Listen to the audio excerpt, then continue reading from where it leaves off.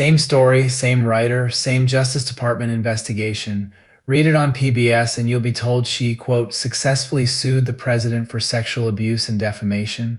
Read it in the Wall Street Journal and she's just a Trump accuser. One word swap. Entirely different reader takeaway. This is AI Command App Media Lens. Here's the underlying news. The Justice Department, according to the Associated Press, has opened a criminal investigation into the writer E. Jean Carroll. Prosecutors are reportedly examining whether Carroll committed perjury during a 2022 deposition tied to her civil lawsuits against President Trump. Two of those lawsuits she won. A federal jury found Trump liable for sexual abuse and liable for defaming her. Now the DOJ wants to know if she lied about how those lawsuits were financed. 4 major outlets ran the story across yesterday evening and this morning. Start with PBS NewsHour.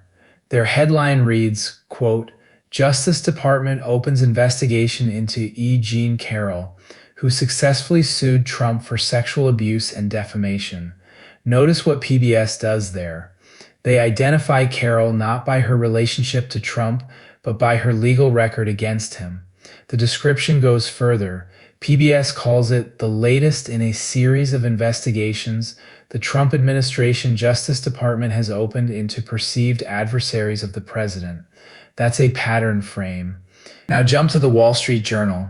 Their headline, Justice Department opens probe into Trump accuser E. Jean Carroll. 2-word swap. She's a Trump accuser. The fact that she sued and won, completely absent from the headline. A casual reader who only sees the WSJ headline wouldn't know Carroll has already beaten Trump in civil court twice. BBC's U.S. Bureau lands closer to the Journal. Quote, U.S. Justice Department launches criminal investigation into Trump accuser E. Jean Carroll, reports say. Same accuser label, and the BBC's lead paragraph puts the lens squarely on Carroll, not the DOJ.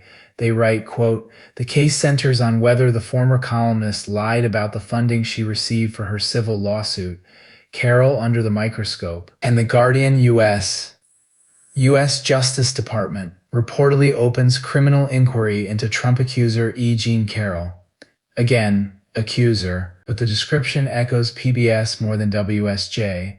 Guardian writes that officials are examining, quote, whether Carroll committed perjury in 2022 deposition tied to lawsuits against President. Guardian flags the lawsuits in the second sentence. PBS flags them in the first.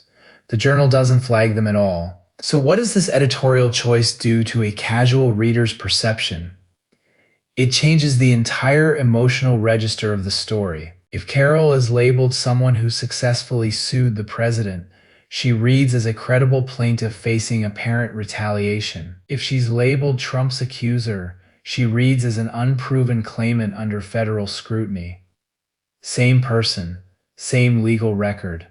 The label does the work. This isn't about which framing is right. It's about noticing that the framing is a choice. Even the qualifiers, reportedly, reports say, show up in some headlines and not others. Every word in a headline is editorial. That's today's media lens. We do this every day, same stories, different lenses. Subscribe and hit the bell. See you tonight at 6 for the next one. GCU.